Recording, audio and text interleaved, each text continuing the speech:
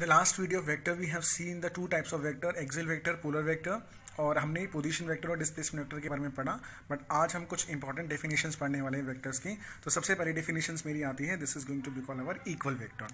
सो equal vector वो उन्हें कहते हैं ऐसे कोई भी दो वेक्टर्स इक्वल तब कहलाएंगे अगर उन दोनों की डायरेक्शन सेम हो। जैसे कि आप देख सकते हो वेक्टर ए और वेक्टर बी एक ही डायरेक्शन में काम कर रही हैं और उन दोनों का मैग्नीट्यूड भी सेम हो। मैग्नीट्यूड का मतलब है कि ए से बी, जो ये एक ए वाले के जो मैग्नीट्यूड है, जो वैल्यू है, लेंथ है इसकी, और बी वाले की जो लेंथ है, अगर ये दोनों का मैग्नीट्यूड सेम है और दोनों की डायरेक्शन भी अगर सेम है तो वो कौन सा वेक्टर कहलाएगा? इक्वल वेक्टर कहलाएगा। सो इक्वल वेक्टर होने की दो कंडीशंस क्या हैं? Length of the vector should be equal, that is called magnitude, and the direction of the two vector should be equal, that means they should act in the same direction, hence they will call the equal vector. अगर हम बात करें negative of vector, negative vector का मतलब है एक ही vector का negative बनाना। आप इसमें देख सकते हो ये वेक्टर ए जा रहा है, लेफ्ट से राइट जा रहा है, इसका उल्टा बना दिया, राइट से लेफ्ट जा रहा है। हमने सिर्फ क्या चेंज करा है? एरो। दैट मीन्स क्या बदल गया? डायरेक्शन मैंने चेंज कर दिया, तो डायरेक्शन चेंज होगी लेकिन मैग्नीट्यूड क्या है? सेम है। सो ए वेक्टर का ही ये क्या बना है? नेगेटिव वेक्टर बना है। तो नेगेटिव वेक्टर का मतलब क्या है? सिर्फ डायरेक्शन को क्या करना है? आपको चेंज करना है, लेकिन इनका मैग्नीट्यूड क्या होगा? सेम होगा। तीसरा हमारे पास होता है कोलिनियर वेक्टर। कोलिनियर वेक्टर आगे चल के होते हैं दो तरह के, लाइक वेक्टर और अनलाइक वेक्टर। तो आप देख सकते हो नाम से ही पता लगा सकते हो, लाइक का मतलब इनमें कुछ चीज सेम होनी चाहिए। अब सेम यहाँ पर हम बात करेंगे डायरेक्शंस की। जैसे आप देख सकते हो इन दोनों में देखोगे दो वेक्टर हैं, दोनों पैरेलल हैं, नंबर वन। नंबर टू कि क्या नाम है कि इनमें मैग्नीट्यूड्स अलग अलग हैं, इनका मैग्नीट्यूड अलग अलग है, बट क्या चीज़ सेम है? दोनों की डायरेक्शन क्या है? सेम है। ऐसे इन दोनों की डायरेक्शन क्या है? सेम है। तो ये दोनों वेक्टर्स क्या कहलाएंगे? मतलब ये वाला सिनारियो और ये वाला सिनारियो क्या कहलाएगा? लाइक वेक्टर कहलाएगा। तो लाइक वेक्टर में डायरेक्शंस क्या होनी चाहिए? वेक्टर्स की सेम होनी चाहिए। जबकि अनलाइक में आप देख सकते हो वेक्टर ए और वेक्टर बी की डायरेक्शन क्या है? अलग अलग है, तो वो क्या कहलाएगा? अनलाइक वेक्टर कहलाएगा। ठीक है। So next we have the fourth definition, जिसका नाम होता है को इनिशियल वेक्टर। को इनिशियल जैसा नाम बता रहा है, इनिशियल का मतलब सेम, को का मतलब होता है स्टार्टिंग पॉइंट। तो ऐसे वेक्टर जिनका स्टार्टिंग पॉइंट क्या होगा? सेम होगा। ऐसे वेक्टर जिनका स्टार्टिंग पॉइंट क्या होगा? सेम। जैसे ए वेक्टर यहाँ से निकल रहा है, बी वेक्टर भी यहीं से स्टार्ट हो रहा है, सी भी यहीं से स्टार्ट हो रहा है, तो ये वेक्टर जिनका स्टार्टिंग पॉइंट सेम है उन्हें हम क्या कहेंगे? को इनिशियल वेक्टर बोलेंगे। नेक्स्ट आता है यूनिट वेक्टर। यूनिट वेक्टर बड़ा इंटरेस्टिंग है एंड मोस्ट इंपॉर्टेंट है इस चैप्टर को समझने के लिए आगे। A vector whose magnitude is unit, that is 1। Unit का मतलब होता है 1। तो ऐसा वेक्टर जिसका मैग्नीट्यूड कितना होगा? 1 होगा। ऐसा वेक्टर जिसका मैग्नीट्यूड कितना होगा? 1 होगा, that is called unit vector. लेकिन उसकी direction is same as that of given vector, is called unit vector. For example, अगर ये वेक्टर कोई ए हमारे पास इस डायरेक्शन में दिया हुआ है, तो यूनिट वेक्टर कैसे निकालेंगे इसका? यूनिट वेक्टर के लिए हम क्या करेंगे? एक और वेक्टर यहाँ पर आ जाएगा जिसकी डायरेक्शन इसकी डायरेक्शन से ही रिप्रेजेंट करी जा रही है, लेकिन इसका मैग्नीट्यूड कितना होगा? 1 होगा। तो यूनिट वेक्टर की डायरेक्शन जो वेक्टर मेरे पास पहले से गिवन है उसी डायरेक्शन में लाई करेगी, बट इसका मैग्नीट्यूड कितना होता है? 1 होता है। अगर ये लिखा हुआ है ए के ऊपर वेक्टर, तो हम इसे क्या पढ़ेंगे? वेक्टर ए पढ़ेंगे। तो how to represent a unit vector? Unit vector को रिप्रेजेंट का सिंबल है ए के ऊपर कैप। ये जो सिंबल मैं अभी बना रहा हूँ, this is read as cap. तो क्या पढ़ेंगे इसे? A cap. और क्या नाम बनेगा इसका? Unit vector. तो यूनिट वेक्टर का जो फॉर्मूला होता है वो क्या होता है? A cap equal to a vector upon में मॉड ए। ये ए वेक्टर क्या है? जो मेरे को गिवन वेक्टर होगा, और ये क्या है? उसका मॉडुलस। मॉडुलस मतलब क्या होता है? इसका मैग्नीट्यूड। तो ये जो फॉर्मूला बना है, ये फॉर्मूला किसके मेरे पास है? यूनिट वेक्टर, जिसको हम अभी क्वेश्चन करना भी सीखेंगे इसके। यूनिट वेक्टर की कोई भी डायरेक्शन यूनिट वेक्टर की कोई भी यूनिट नहीं होती, डायरेक्शन उसकी कहाँ पे होती है? जो वेक्टर गिवन है उसी डायरेक्शन में वो लाई भी करेगा।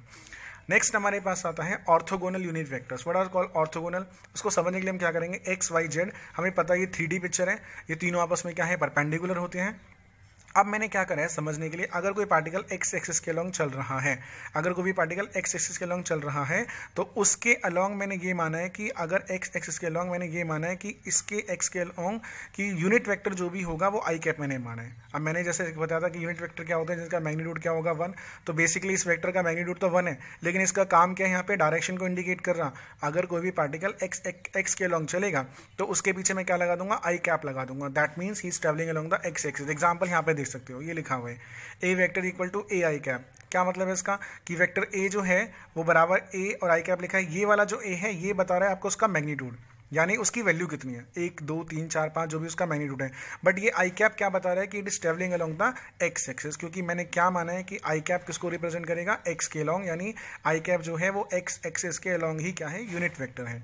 ऐसे ही b vector equal to b j cap, y के लिए मैंने क्या मान लिया unit vector j cap, z के लिए मैंने क्या मान लिया के कैप। तो आई कैप, जे कैप, के कैप 3 यूनिट वेक्टर्स हैं, ठीक है। इन सब की वैल्यू 1 होती है और इन तीनों का ही नाम क्या होता है, ऑर्थोगोनल यूनिट वेक्टर्स कहते हैं। क्या कहते हैं इनको, ऑर्थोगोनल यूनिट वेक्टर्स कहते हैं, जिनकी वैल्यू क्या है 1, बट इनका काम क्या है, डायरेक्शन बताना। फॉर एग्जाम्पल अगर आपसे बोला जाए कि if a particle is travelling along the 4 centimetre in Z axis, 4 centimetre in Z axis, तो आप उसे क्या लिखोगे, मान लो आपने उसको ए वेक्टर दिखा दिया, तो क्या लिखोगे 4 centimetre along the Z axis, Z axis के क्या लिखोगे 4 के कैप। तो ये क्या मतलब है, 4 क्या बता रहा है उसका मैग्नीट्यूड, यानी वो कितना चल रहा है यहाँ पर 4 सेंटीमीटर चला, लेकिन के कैप क्या बता रहा है, उसका डायरेक्शन बता रहा है कि it is travelling along the Z axis. ध्यान रखना इस ए वेक्टर की वैल्यू 1 नहीं है, इस के वेक्टर की वैल्यू 1 है, यहाँ पर के कैप की वैल्यू है, यूनिट वेक्टर है। ओके, तो अब तक हमने देखा कि ऑर्थोगोनल यूनिट वेक्टर्स किन्हें कहते हैं। तो जैसा अब हमें पता लगा कि आई कैप, जे कैप, के कैप को ही क्या कहते हैं, ऑर्थोगोनल यूनिट वेक्टर्स कहते हैं। यूनिट वेक्टर मतलब जिनका मैग्नीट्यूड कितना होगा 1, लेकिन डायरेक्शन जो हमारे पास ओरिजिनल वेक्टर होगा उसी डायरेक्शन में वो लाई करेंगे। अब हम आगे पढ़ते हैं position vectors in terms of unit vector. Position vector को कैसे रिप्रेजेंट करते हैं, ये डायग्राम हम पीछे पढ़ चुके हैं। एक्स वाई प्लेन था, पॉइंट पी था, पोजीशन वेक्टर आर कहलाएगा क्योंकि ये पॉइंट पी की ओरिजिन के रिस्पेक्ट में क्या बता रहा है, पोजीशन बताएगा। मैंने पॉइंट पी के कोऑर्डिनेट्स मान लिए कितने, एक्स और वाई, तो आपको पता ही एक्स हो जाएगा, वाई हो जाएगा, नो डाउट। तो अब हम ये देखना चाहते हैं अगर मैं एक्स और वाई करूँ, ये एक्स का मतलब क्या है, दिस एक्स इज ट्रेवलिंग, यानी जो ऑब्जेक्ट है वो उसने एक्स एक्सिस में कितना डिस्टेंस ट्रेवल करा है, एक्स एक्सिस के लॉन्ग कितना चला है, वो एक्स दूरी चला है। और हमें पता है कि एक्स के लॉन्ग यूनिट वेक्टर मेरा क्या होता है, आई कैप होता है। ऐसे ही वो पार्टिकल वाई के लॉन्ग कितना चला है, वाई एक्सिस के लॉन्ग कितना चला है, वाई, और उसका यूनिट वेक्टर कितना होता है, जे कैप। तो क्या लिखोगे आप, पोजीशन वेक्टर क्या हो जाएगा, R vector equal to X I cap, यानी एक्स चला along the x axis, Y चला अलोंग द वाई एक्सिस। तो ये समझ में आ गया। फॉर एग्जाम्पल अगर मैं आपसे बोलूँ कि अगर मेरा एक पार्टिकल जो है वो पहले चला 2 सेंटीमीटर चला अलोंग द जेड एक्सिस, ठीक है, 2 centimetre along the Z axis, 3 centimetre along the Y axis, तो इसका पोजीशन वेक्टर ने लिख के दिखा दो। तो हम क्या लिखेंगे, इसका मान के चलो ए वेक्टर माने, तो क्या लिखेंगे 2, जेड एक्सिस के लिए क्या दिखाते हैं, के कैप। जब हमें प्लस माइनस नहीं पता साइन नहीं दिए तो हम प्लस ही मानेंगे फिलहाल, क्योंकि पॉजिटिव डायरेक्शन मान के चल रहे हैं, ये पॉजिटिव है। अगर ये डायरेक्शन नेगेटिव होती तो I will take the negative sign. तो यहाँ पर ये पॉजिटिव एक्सिस है तो मैंने पॉजिटिव साइन लेना है, और आगे भी और यहाँ पर भी। अब वाई एक्सिस के लॉन्ग जा रहा है तो कितना मैग्नीट्यूड है उसका, 3 अलॉन्ग द जे कैप। समझ में आ गया पोजीशन वेक्टर कैसे हम इनको लिखते हैं। एक और एग्जाम्पल ले लेते हैं, ये मैंने एग्जाम्पल लिया हुआ है एक्स और वाई का।